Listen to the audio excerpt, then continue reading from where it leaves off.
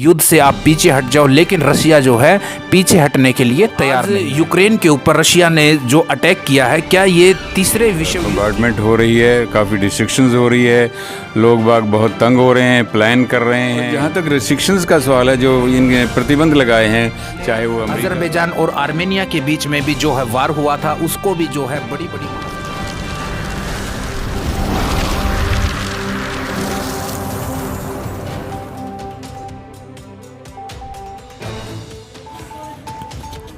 नमस्कार दोस्तों, क्या ये तीसरे विश्व युद्ध की आहट है? आज सारी दुनिया की जो नज़र है वो यूक्रेन और रूस के ऊपर टिकी हुई है। रशिया ने सीधा सीधा यूक्रेन के ऊपर अटैक कर दिया है। अपनी सारी ताकत के साथ यूक्रेन के ऊपर बहुत ज़्यादा हैवी, हम बोल सकते हैं, जो बम्बार्डमेंट हैं, हेलीकॉप्टर अटैक है, चाहे तो तीन तरफ से यूक्रेन को से घेर लिया है और यूक्रेन के ऊपर बहुत ज़्यादा दबाव बना रहा है। अब ऐसी नौबत आई क्यों? आना चाहूँगा, जब सेकेंड वर्ल्ड वार ख़त्म हुआ था 1945 में, तो विश्व के सामने दो बड़ी महाशक्तियों का जन्म हुआ था। एक यूएसएसआर सोवियत संघ और एक USA United state of America. तो 1991 में यूएसएसआर के सोवियत संघ के टुकड़े होने के बाद एक बड़ी महाशक्ति रह गई, वो महाशक्ति बनी अमेरिका। तो यूएसएसआर सोवियत संघ से बहुत सारे देश अलग हुए, जिसमें यूक्रेन, बेलारूस, रूस, उज्बेकिस्तान, तजाकिस्तान, तो यूएसएसआर से अलग हुए। तो यूएसएसआर से अलग होने के बाद यूक्रेन में अलगाववाद से यूक्रेन बहुत ज़्यादा जूझता रहा। यूक्रेन के अंदर आंतरिक जो है दबाव, प्रेशर, इन चीज़ों से यूक्रेन बहुत ही ज़्यादा जूझता रहा। तो और 2014 में यूक्रेन से एक क्रीमिया का जो क्षेत्र है, रशिया ने वो भी बहुत बड़ा क्षेत्र है, वो भी छीन लिया गया। तो आज हम इसी कड़ी में बात कर रहे हैं कि क्या ये विश्व युद्ध की आहट है? युद्ध से आप क्विट कर दो, युद्ध से आप पीछे हट जाओ, लेकिन रशिया जो है पीछे हटने के लिए तैयार नहीं है। तो आज हम इसी कड़ी में कमांडेंट रमाकांत जी, उनसे हम बात कर रहे हैं। सर नमस्कार। नमस्कार सर, ये जो आज यूक्रेन के ऊपर रशिया ने जो अटैक किया है, क्या ये तीसरे विश्व युद्ध की आहट है? सभी अंदाज़ा तो यही लगा रहे हैं, अनुमान लगाया जा रहा है कि अगर जो दो धड़े बन जाएंगे, धड़े बनने से ज़रूरी बात है आपस में तनाव तो पैदा होगा ही होगा, और फिर तीसरा जंप करेगा, कोई अपनी किस तरह की ताकत दिखाना चाहेगा, कोई किसी तरह की ताकत दिखाना चाहेगा। तो ज़रूरी बात है कि इसमें आहट का तो अंदेशा हो ही जाता है। जी, आहट का अंदेशा हो ही जाता है, क्योंकि रशिया के ऊपर जो है अमेरिका का, ब्रिटेन का और फ्रांस का बहुत ही ज़्यादा प्रेशर। किसी भी बात की परवाह किए बिना रशिया जो है यूक्रेन के ऊपर उसने सीधा सीधा अटैक कर दिया है। तो यूक्रेन की राजधानी सर कीव में आज बहुत ज़्यादा मतलब रशिया की फ़ौज अंदर जा चुकी है। जी हाँ, काफ़ी उनका दबाव है हर तरफ से, तीनों तरफ से इनको दबा के रखा हुआ है। बड़ी भारी बम्बार्डमेंट जैसे हम टीवी में देख रहे हैं, काफ़ी बम्बार्डमेंट हो रही है, काफ़ी रिस्ट्रिक्शंस हो रही है, लोग बाग बहुत तंग हो रहे हैं, प्लान कर रहे हैं, गैस गाड़ियों की गैस डलवाने के लिए लाइनें लगी हुई हैं, और माहौल बहुत काफ़ी ख़राब हो चुका है। जी, तो इसका जो है सर भारत के ऊपर कितना असर पड़ेगा? भारत में 20,000 छात्र जो है वहाँ पर यूक्रेन में अभी भी फंसे हुए हैं। क्या भारतीय सरकार को नहीं चाहिए था कि इनको बहुत पहले ही एयरलिफ्ट किया जाता? जैसे आपको मालूम ही है कि हमारा भारत का यूएसएसआर के साथ और इनके साथ बहुत अच्छे संबंध रहे। यूक्रेन के साथ तो हमारे प्रधानमंत्री जी की बड़ी अच्छी दोस्ती है, बहुत नज़दीकियाँ हैं। तो यही विश्वास था कि शायद पहले तो होगा ही नहीं। सभी जोर लगा रहे थे, सभी जो कंट्रीज़ हैं चारों तरफ से, चाहे वो अमेरिका है, चाहे वो रशिया है, चाहे फ्रांस है, और दूसरे सभी, इवन चाइना है, सभी कोशिश में यही थे कि ना बढ़ के ये ऐसा माहौल ना हो कि लड़ाई का नौबत आए। लेकिन अचानक ये हो गया है। तो हालांकि भारत ने काफ़ी प्रयास किए हुए हैं, हमारी सरकार ने, और काफ़ी बच्चों को तो ले भी आए हैं, और कुछ बचे हुए हैं। और इसके अलावा सिविलियंस भी, जैसे मैं सुन रहा था टीवी में, 18-20 हज़ार आदमी हमारे हैं, और पूरे प्रयास कर रही है गवर्नमेंट कि उनको इन्फ्लुएंस करके हमारी दोस्ती जो प्रधानमंत्री जी की है, किसी दूसरे बेस से उनको लिफ्ट करके अपने कंट्री में लाए जाएं। तो पूरा प्रयास जारी है। रक्षा मंत्री जी और गृह मंत्री जी और सारे इसमें इन्वॉल्व हैं, और इन्होंने भी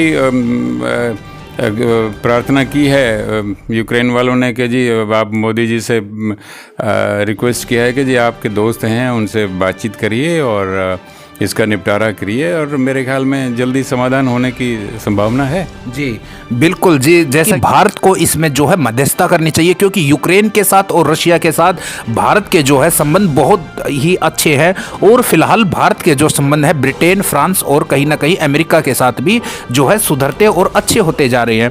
जैसा कि सर अभी प्रतिबंध बहुत ज़्यादा लगा दिए हैं अमेरिका ने, रूस के ऊपर, ब्रिटेन ने, फ्रांस ने, तो जो गैस पाइपलाइन है और जो है तेल पाइपलाइन है उसके ऊपर जो है बैन लगा दिए हैं कि यूरोप में इनकी जो है सप्लाई कहीं ना कहीं कटौती की जाए। जो 25% है गैस कि मैं कमांडेंट साहब से अभी हम इस बारे में डिस्कस कर रहे हैं। जैसे इफेक्टेड तो सारी चीज़ें होंगी, महंगाई बढ़ेगी और इन्फ्लेशन होगी, बहुत ज़्यादा हो जाएगी, और ख़ास करके गैस हुआ, पेट्रोल, ऑयल, लुब्रिकेंट जितने भी हैं जो वहाँ से आ रहे हैं, उनके थ्रू आ रहे हैं, इसमें एकदम फ्लेयर अप तो हो ही जाएगा। और जहाँ तक रिस्ट्रिक्शंस का सवाल है, जो इन प्रतिबंध लगाए हैं, चाहे वो अमेरिका द्वारा हैं, चाहे दूसरे इंग्लैंड लगाए हैं, फ्रांस ने लगाए हैं, या लगाने की कोशिश में हैं कुछ कंट्रीज़, तो हालांकि रशिया के प्रेसिडेंट ने कह दिया है, पुतिन जी ने, कि ये हार्डली मैटर्स, हमारे लिए बहुत छोटी सी चीज़ है, हम लोग will manage it and somehow उससे बाहर निकल आएंगे, ऐसी कोई दिक्कत नहीं है, वो they don't care about it. जी, जैसा कि कमांडेंट साहब अभी बता रहे थे कि रशिया इन सब चीज़ों की परवाह किए बिना कहीं ना कहीं रशिया को कहीं रही है, ये नो डाउट, ये बिल्कुल जो है आज विश्व के सामने जो है ये एक चुनौती बन चुका है कि रूस और यूक्रेन का वार कहीं ना कहीं वर्ल्ड वार का जो है रूप ना अपना ले। तो चाइना की इसमें कहीं ना कहीं सर जो रूस का जो है भारत के साथ बहुत ही अच्छे मित्रतापूर्ण जो संबंध रहे हैं हमेशा से ही, चाहे 1971 की मैं लड़ाई की बात करूँ, मैं 1965 की लड़ाई के बारे में बात करूं, इंडिया और पाकिस्तान की लड़ाई के बारे में, जब भी अमेरिका ने पाकिस्तान को सपोर्ट देने की बात की तो रशिया जो है भारत की जो बैकबोन के रूप में हमेशा ही साथ में खड़ा रहा। तो आज इस हालात में जो है चीन के साथ जो है नज़दीकियां कहीं ना कहीं बढ़ने का अंदेशा है। ज़रूर, उन्होंने, जैसे टीवी में हम लोग सुबह से आज देख रहे हैं, नज़र रख रहा हूं मैं भी, तो पता लग रहा है कि चाइना बिल्कुल उनकी सपोर्ट में आने को तैयार हो गया है, और उन्होंने कह भी दिया कि हम आपका पूरी तरह से मदद करेंगे। देखिए आगे आगे क्या होता है। उम्मीद तो है कि वो, क्योंकि ये रशियन और ये दूसरे वाले चाइना वाले हैं, वो कम्युनिस्ट कंट्रीज रहे हैं, और ज़रूरी बात है हमदर्दी तो उनकी आपस में। थर्ड वर्ल्ड वार की तरफ अगर ये युद्ध जाता है तो चीन अटैक कर सकता है लद्दाख और ताइवान के ऊपर, क्योंकि चाइना की नज़र बहुत दिनों से ताइवान और लद्दाख के ऊपर लगी हुई है सर। वेल देखो, मैं बहुत पुराना सोल्जर हूँ। 62 में मैं फ़ौज में शामिल हो गया था। 65 की लड़ाई मैंने खुद लड़ी है, और 71 की भी फिज़िकली लड़ी है, और कारगिल की मैं कमांड कर रहा था उसमें फ़ौज को, जम्मू कश्मीर के बॉर्डर के ऊपर। इवन दो कारगिल लड़ाई डिक्लेयर नहीं हुई थी, लेकिन हम फाइट कर रहे थे पॉजिटिवली, मेरी बटालियन इन्वॉल्व थी डायरेक्टली उसमें। तो ये जो है हर तरह से कोशिश होगी, पूरे के पूरे वर्ल्ड के अंदर इसको होने नहीं देंगे। जो थर्ड वर्ल्ड वॉर की सिचुएशन हम उम्मीद कर रहे हैं, चाहे वो चाइना किसी को आंख दिखा रहा हो या नज़र रखे हुए है जैसे आपने बतलाया, लेकिन ये नौबत आने नहीं देंगे, ऐसी शायद मैं अंदाज़ा लगा सकता हूँ कि आज के युग के अंदर कोई, चाहे छोटा कंट्री हो, एग्जिस्टेंस जरूर चाहता है, चाहे यूक्रेन हो, चाहे कोई भी, अपनी एग्जिस्टेंस चाहता है, वो अपना रहना चाहते हैं कि हम इंडिपेंडेंट रहें, हमारी मोनोपोली रहे, हम जैसे रहना चाहें रहें। लेकिन वार कोई नहीं चाहेगा, चाहे वो छोटा कंट्री हो चाहे बड़ा कंट्री हो, क्योंकि इसमें डिवास्टेशन के अलावा, बर्बादी के अलावा कुछ नहीं है। और अंत में बातचीत का ही एक ऐसा है जरिया जिससे सुलझाव हो सकता है। जी, जैसा कि सर ने बताया कि बातचीत के ही माध्यम से इन बातों का जो है समाधान हो सकता है। रूस जो है बार बार यूक्रेन के ऊपर प्रेशर बना रहा है कि वहाँ के जो है राष्ट्रपति जेलेंस्की को हटाकर और हमारे अनुसार जो है सरकार वहाँ पर बनाई जाए, तो हम ही जो है युद्ध की जो है समाप्ति की घोषणा कर सकते हैं। तो लेकिन अभी बहुत ज़्यादा न्यूज़ आ रही हैं कि हम बार बार उस चीज़ के ऊपर नज़र बनाए हुए हैं कि वहाँ का जो यूक्रेन का जो राष्ट्रपति था जेलेंस्की, वो अपने राष्ट्रपति भवन को छोड़कर कहीं किसी और देश में शिफ्ट हो गया है, सुरक्षित स्थान पर निकल गया है। यूक्रेन में फिलहाल जो है सायरन की आवाज़ सुनाई दे रही है। रशिया ने यूक्रेन के पावर प्लांट को भी उड़ा दिया है।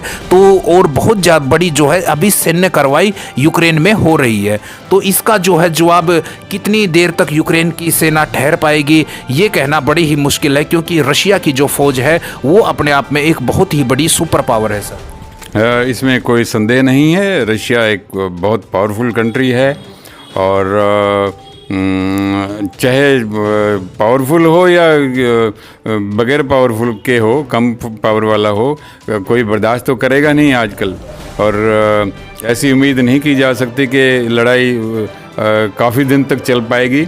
ये इनको मेरा जो मानना है, इनको बहुत जल्दी इसका समाधान ढूंढना पड़ेगा।